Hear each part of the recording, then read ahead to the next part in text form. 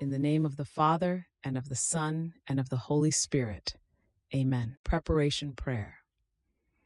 O my Lord Jesus Christ, prostrate here in your divine presence, I beg your most loving heart to let me enter into the sorrowful meditation of the 24 hours of your passion, in which for love of us you wanted to suffer so much in your adorable body and in your most holy soul, even to dying on the cross.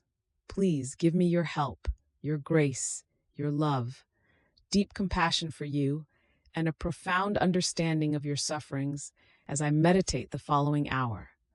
For those hours which I am not able to meditate, I offer you the will I have to do so, and I intend to meditate them during all the hours in which I have to do other things or sleep.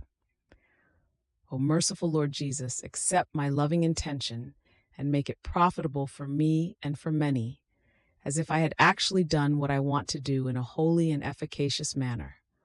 O my Jesus, thank you for calling me to unite myself with you in prayer. To please you more, I take your thoughts, your tongue, your heart, and I intend to pray with them, fusing my entire being in your will and in your love.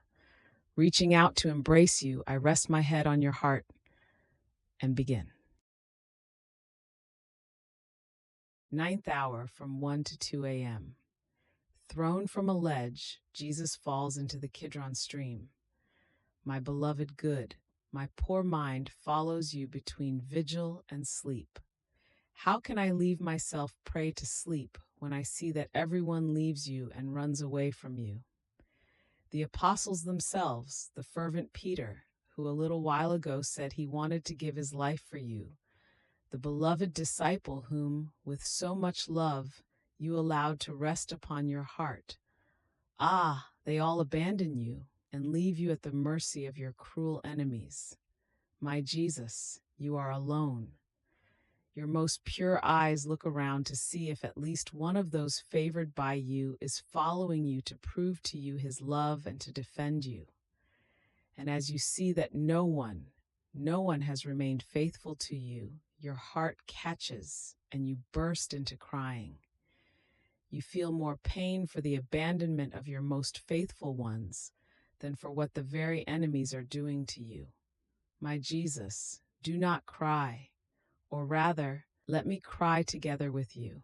And lovable Jesus seems to say, ah, child, let us cry together over the lot of so many souls consecrated to me, who over little trials, over incidents of life, no longer take care of me and leave me alone.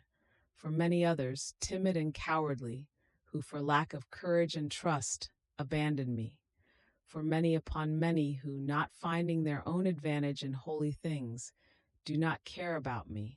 For many priests who preach, who celebrate, who confess for love of interest and of self-glory. These show that they are around me, but I remain always alone. Ah, child, how hard is this abandonment for me! Not only do my eyes cry, but my heart bleeds. Oh, please, I beg you to repair my bitter pain by promising that you will not leave me alone. Yes, oh my Jesus, I promise, helped by your grace, identifying myself with your divine will. But oh Jesus, while you cry over the abandonment of your dear ones, the enemies spare no outrage that they can do to you. Gripped and bound as you are, oh my good, to the point that you cannot even take a step by yourself, they trample on you. They drag you along those ways full of rocks and thorns, such that there is no movement which does not make you knock against the rocks and be pricked by the thorns. Ah, my Jesus, I see that as they drag you, you leave behind yourself your precious blood and your golden hair which they tear from your head. My life and my all, allow me to gather it, that I may bind all the steps of creatures who do not spare you, even at night time. Rather, they use the night to offend you more. Some for gatherings, some for pleasures, some for theatricals, some for committing sacrilegious thefts. My Jesus, I unite myself to you in order to repair for all these offenses. But, oh my Jesus, we are now at the Kidron stream, and the perfidious Jews prepare to throw you into it. They make you bump against a rock which is there, with such violence as to make you shed most precious blood from your mouth, with which you mark that rock. Then, pulling you, they cast you down into those putrid waters, in such a way that these enter into your ears, into your mouth, into your nostrils. O unreachable love, you remain inundated and as though wrapped by those putrid, nauseating, and cold waters. In this way, you represent vividly the heart-rending state of creatures when they commit sin. Oh, how they remain covered, inside and out, by a mantle of filth, such as to be disgusting to heaven and to whomever can see them, therefore attracting the lightnings of divine justice upon themselves.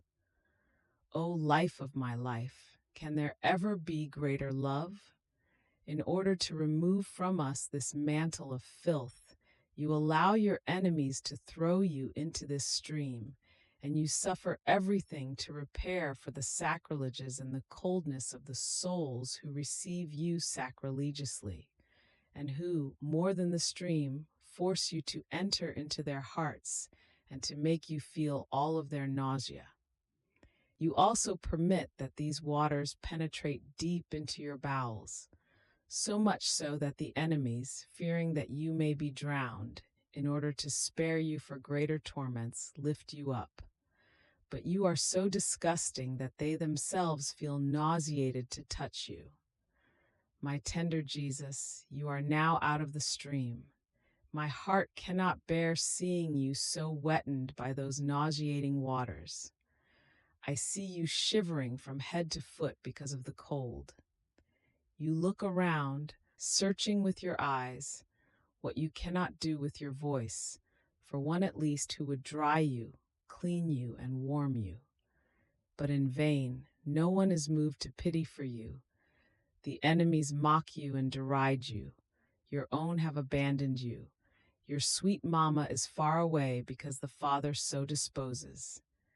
Here I am, O Jesus. Come into my arms. I want to cry so much as to form a bath for you in order to wash you, clean you, and with my hands fix your hair, which is all disheveled. My love, I want to enclose you in my heart to warm you with the warmth of my affections. I want to perfume you with my holy desires. I want to repair for all these offenses and place my life together with yours in order to save all souls. I want to offer you my heart as a place of rest, to be able to somehow relieve you from the pains you have suffered up to now. And then we will continue together the way of your passion. Thanksgiving prayer. My lovable Jesus, you called me in this hour of your passion to keep you company, and I came to you. It was like I could hear you, tormented, sad, praying, making reparation and suffering. You were pleading for the salvation of souls with the most loving and moving voices. I tried to follow you in everything, and now having to leave you for my usual occupations, I feel the duty to say thank you, and I bless you. Yes, my Jesus, I thank you 1,000 times over, and I bless you for all that you have done and suffered for me and for all. I thank you, and I bless you for every drop of blood you shed, for every breath, for every heartbeat, for every step, word, glance, bitterness, and offense which you endured. In everything, O my Jesus, I intend to seal you with a thank you and an I bless you.